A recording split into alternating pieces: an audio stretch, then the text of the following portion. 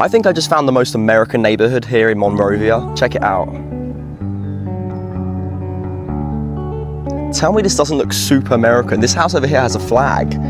This house over here has a lovely flag, and look at the nice seat it has outside. Oh my gosh, I would love to live in this neighborhood in Monrovia. It's absolutely gorgeous. I'm out of town on a work conference in Houston, and I think I've just found the most American neighborhood I've ever seen in my life. Look how perfect the grass is. I'm a Brit living in America, and these are the biggest culture shocks that I found living in the US. They've seen the food, they've seen the stores, but nothing prepares them for the moment they walk down an actual American street for the first time. Because it's not just one house that surprises people, it's the whole street, the whole neighborhood. Houses with no fences, no walls, no gates, just open front lawns stretching right up to the sidewalk. For someone coming from Europe, this alone feels strange. Back home, privacy usually means walls, gates, sometimes even cameras. But here, entire neighborhoods are built on trust. Open, green, and quiet. Just check this girl's reaction. Appreciating the beautiful American neighborhood. Look at that sunset. Look at that. It's so beautiful. Peaceful, safe, flags everywhere. People who love their country. Oh. This is where the real culture shock begins. Not in a store, not on a plate of food, but on an ordinary street, in an ordinary neighborhood that somehow doesn't feel ordinary at all. So let's watch how people react the first time they actually walk into one of these neighborhoods. Not just drive past it, but really see it up close. Just found the most American neighborhood I've ever seen in my life. Look how perfect the grass is. It's unbelievable. Basketball nets in the streets that kids can come out and play one-on-one. Lawn signs about electing people to the Senate. Free stuff on the side of the road. Sometimes people leave some really good furniture and knickknacks that you can just take. And also, people do love an American flag. You don't really see anybody in the UK put a British flag outside their house, but here, it's more normal to have a flag outside your house than not. And the girl just noticed something important. There's something else you'll notice almost immediately in these neighborhoods. Flags. Not just one or two, but almost every single house has an American flag hanging outside. For Americans, this is completely normal. It's on porches, on poles, even on car bumpers. But for a lot of Europeans, especially someone coming from the UK, this feels almost unreal. Because back in the UK, you rarely see people flying their national flag outside their own home. It's just not really part of the culture.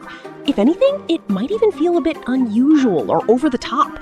But in America, it's different. The flag isn't just a symbol of government or politics.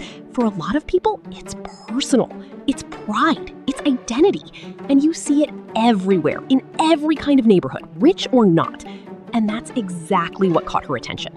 Not the size of the houses this time, not the yards, just how openly and proudly Americans display their flag in a way she had simply never seen back home. Now let's watch this guy break down the real differences between houses in the UK and the US. Because once you actually compare them side by side, the gap is bigger than most people expect. So, I'm a British person staying in an American house, and I want to show you all the differences that I've noticed so far.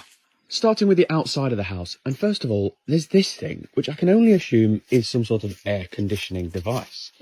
Now, of course, in the UK, if there's one thing we do not need, it's air conditioning. It's cold enough. There is also this sort of dungeon trapdoor, which I am too scared to even touch. Right, okay, let's go inside. Now, for some reason, all American houses have like two doors. There's this see-through one, and then the actual door. Another huge difference with American houses are these things. Plug sockets. Yes, we do have them, but you guys have about 4 million. I think you could power a small army with the amount of plug sockets you have in a house in America. In the UK, central air conditioning is rare.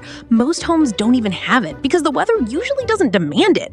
But in America, especially in the suburbs, you'll almost always see this big metal box sitting outside, quietly running, keeping the entire house cool all summer long. For him, this small detail says a lot about how differently the two countries think about daily life. In America, everything is built around convenience. Plug in anywhere, anytime, without needing an extension cord just to reach the other side of the room.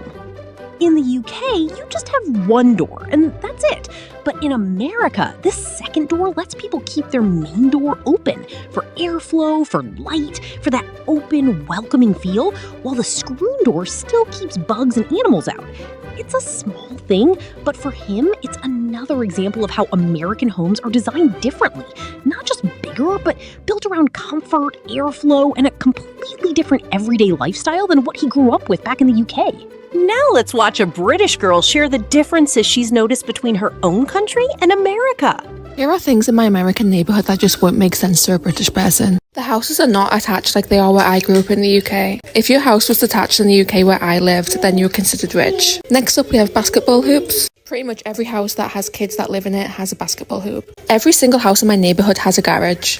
Where I lived in the UK, none of the houses had garages. Again, if you had a garage, then you were considered rich. With the garages, everyone leaves them open. No one has to worry about anything getting stolen, anything being moved, or anything like that. On the topic of things being stolen, people have patio furniture, people leave their bikes outside. They literally leave anything outside and they don't have to worry about it being stolen. Back in the UK, houses are usually built right next to each other, sometimes even sharing a wall.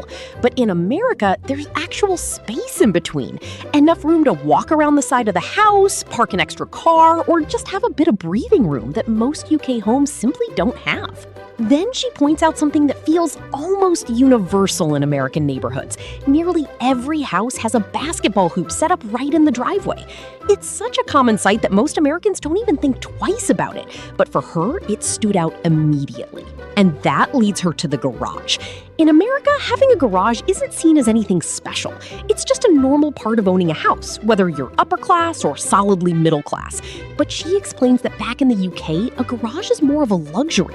It's something that usually belongs to wealthier households, not something the average middle class family expects to have. But what really surprises her is what comes next. A lot of these garages aren't even closed. People leave them open, sometimes for hours, without a second thought. Bikes, tools, even expensive equipment are just sitting right there in plain sight. She says that back home, this would almost never happen. Leaving a garage open like that in the UK would feel like an invitation for something to go missing. But here, it's treated as completely normal because the overall sense of safety in these neighborhoods is just different. And that's exactly her point. You can leave a bike outside, unlocked, in plain view, and it will probably still be there the next morning. Something she says you could never really do back in the UK without expecting it to disappear. While you subscribe to my channel, let's watch a British man compare a few more things he noticed on American streets, because his observations go beyond just the houses themselves. So people just leave things on like their doorstep for you to come and take, which I think is really cute. In the UK, we don't really leave stuff outside. We just normally take it to the charity shop. So it's quite cute that you guys, support each other. You guys are going to think I'm weird, but we don't have this in the UK, like these little pull fins. That's very American to me. Every single block will have a crossing. In the UK, you've got like 10 miles just to find a crosswalk. I'm sure every Brit that moves to America says this, but these fire hydrants, they are just so American to us. I want to try and open it, I don't know how. School buses, don't have them in the UK, how cool. So when you look at everything we just saw, the fire hydrant standing right there on the sidewalk, something you never really noticed back in the UK because they're usually hidden underground, it's clear this isn't just a random detail. It's one small sign of how differently these streets are built. Then there's that free box sitting on the curb, full of old furniture, books, or toys, with a handwritten sign that just says free. Back home, that almost never happens. Anything you don't need goes straight to a charity shop, not out onto the street for a stranger to grab. But here, it says something deeper about the culture, a kind of casual trust between neighbors that doesn't need any organization involved. And the crosswalks on nearly every corner, especially near schools and residential streets. Compare that to the UK, where finding an actual crosswalk usually means walking a lot further because they're spaced so much further apart. But out of everything, the school bus is probably what stands out the most. That big yellow bus stopping traffic in both directions, flashing lights, cars waiting patiently on both sides just so kids can cross safely. No other country really has this exact system. And seeing cars stop dead in the middle of the road just for a bus still feels almost unbelievable.